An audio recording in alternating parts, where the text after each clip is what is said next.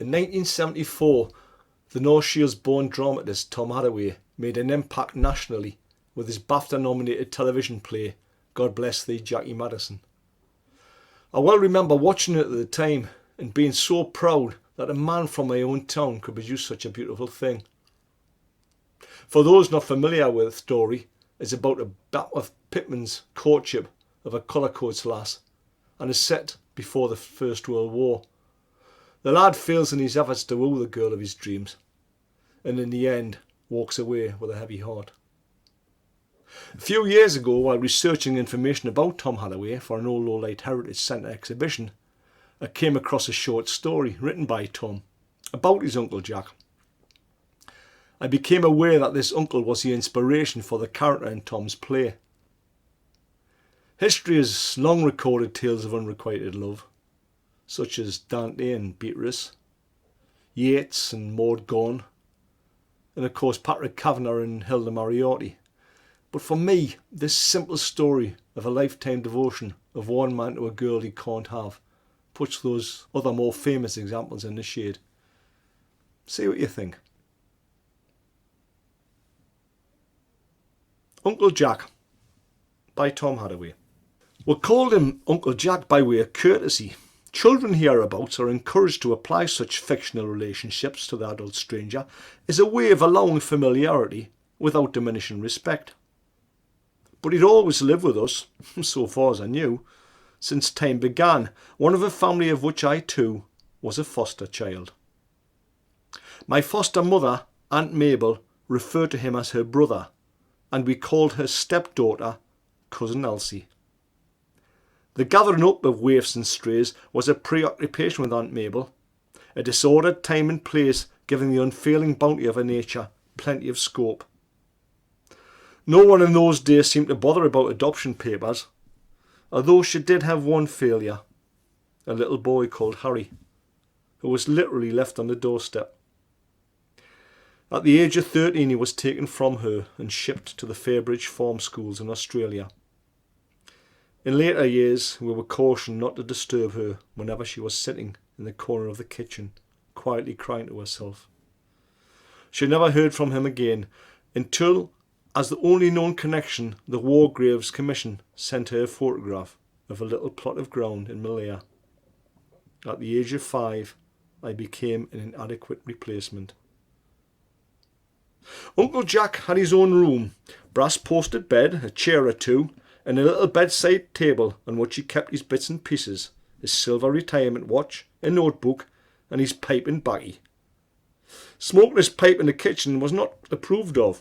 Not that the aroma wasn't pleasant, but because he found a need to spit over the grate. However, he would do it secretly when they were out, his head halfway up the kitchen flue, puffing furiously. Otherwise he was very circumspect and well behaved, and would never willingly give offence. He kept his room perfectly tidy, was first out to bed in the morning, laying the fire, leading the grate, and making the morning tea, before going off to do odd jobs at the fish shop. In his working days he'd been a pitman at the Preston Colliery at North Shields, and whenever he steeped his feet in the tin bath, we saw the characteristic blue mottling of his thin white knees. The pit died many years before him. He always entered the house by way of the backyard door, always wiping his feet with interminable care, and every Friday he dutifully and unfailingly laid his pension on the sideboard, rather than place it directly into the hands of Aunt Mabel. Only very, very occasionally would he come home unsteadily. Then we'd understand he'd come into a bob or two. In those days, a couple of bottles of Newcastle Brown on an empty stomach could be alarming. But even in drink, he maintained a mild and inoffensive manner. Composing himself with a kind of lofty dignity, he'd pass through the kitchen with concentrated calmness and serenity, turning merely to say, "Well, I'll just bid a good night to everybody," before progressing quietly upstairs. If he tripped on the first step, no one laughed. He was, as Aunt Mabel pointed out, a gentleman. His rituals included the daily feeding of the local pigeons, stray dogs and other people's cats. Operating as a kind of backstreet St. Francis, he'd bring them little parcels of fish, neatly wrapped in brown paper and string. One day in a back lane, he caught a neighbour raking old cabbage leaves out of our dustbin and promptly bought him a stone of potatoes. Coming to an age of inquiry, I asked Aunt Mabel why Uncle Jack had no family of his own. He'd never married. I was given to understand there had been someone, but it had never come off. It was never mentioned in his presence, but it seems he'd entertained a deep attachment for a girl, younger than himself, who'd broken off their courtship to marry someone else. He was never reconciled to this, and years later, when the girl became a widow, he'd returned to reaffirm his devotion, despite the fact that she now had 3 children as an added responsibility. It may have been, of course, that the children were an additional attraction, for he had a great talent in making toys out of string and paper. Nevertheless, the girl was once again faced with a choice and again preferred someone else, which seemed a remarkable testimony to her attractiveness. Aunt Mabel, however, said she was a self-centred thing who'd indulged herself in Uncle Jack's affection for just so long as it served her vanity. I was told he had a broken heart, but I never saw him crying in the corner in the kitchen. Another ritual in which I became involved was a Sunday morning walk. Uncle Jack would brush his navy blue suit off, and looking very spruce, he would walk me from North Shields to Cullercoats, a declining fishing village 3 miles along the coast. The route lay through a country lane, tall with hedgerows, that made a mystery of the fields beyond. Wild flowers that he could name grew there, and he could distinguish and mimic the call of a thrush or blackbird.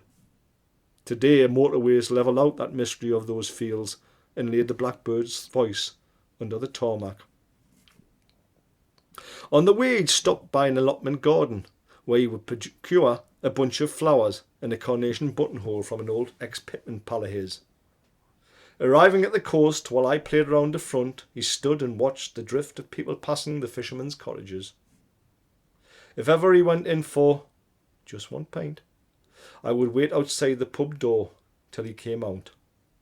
Aunt Mabel was very angry with him when she found out about this, and he was so crestfallen, I never sneaked on him again. The walk always ended with a visit to the elephant tree. At least that's what he called the bent old sycamore that stood at the end of someone's garden. A tree that had suffered a terrible wound in its youth and now had a grotesquely twisted trunk. Given an unbridled imagination, the resemblance to an elephant was really quite striking. Going to say it was the reason why we went back that way, behind the cottages. Before finally leaving, Uncle Jack would say, "Let's give the elephant tree a flower." And then we'd place a single blossom on the lower crook of its curling trunk. Many years ago, the Luftwaffe dispersed our little patchwork family and put an end to the Sunday morning walks. But Uncle Jack survived it until one Friday, 12 years ago, after a day at the shop, he went quietly upstairs and died without bothering anyone. He was 91 years old. Last year, I went back to Cullercoats to do some research for a play, and I was introduced to an old lady, also aged 90, as a source of local history. In the conversation, it came out that she'd once lived in the cottages, long ago demolished, and indeed remembered the elephant tree. It turned out she also remembered old Mr. Maddison, my Uncle Jack. In fact, she was none other than the girl he'd twice courted. Ghosts were conjured up. Could this poor old wizened creature have once been the object of so much feeling? Old sepia photographs established beyond doubt why so many suitors had laid claim to her. Had she ever noticed the flowers left on the trunk of the elephant tree? No. It was too much to expect. They must have all just been blown away. Yes, she remembered. He was a very nice chap, and she'd been very fond of him, and was sorry she'd turned him down. Why? Well, Henny, Cullercoats is a funny place. I gathered that in the village there lived a strange and insular race of people, inbred and separated, a few common surnames. You see, The colour coats woman was a valuable commodity, completely involved in the work of her fishermen relatives. It was she who repaired nets, walked barefoot about the rocks to seek mussels, and could bait 1,000 hooks between one tide and the next. Sturdy as any man, she would willingly plunge fully dressed into the sea, up to her neck, to help haul a coble onto the beach. And then she harnessed on her back the dead weight of a creel of fish to hawk about the countryside, summer and winter, through rain and snow. If a colour coats man married any other woman, it was said that he'd ruined his chances of life. By the same token, these precious women had to be kept from strangers, and any adventurer coming to court one might well end up at the bottom of a cliff. Poor Uncle Jack had suffered from a tide of history that ran stronger than his devotion. In his notebook we discovered this verse in solemn Victorian style. I did but love thee by the slightest chance, nor touched, nor met, oft the merest glance. Yet, if it be true that things of the spirit pure by some strange mystery may endure, then will some star 1,000,000 miles away from this our moving clay by my radiant thoughts know now how I did love you so.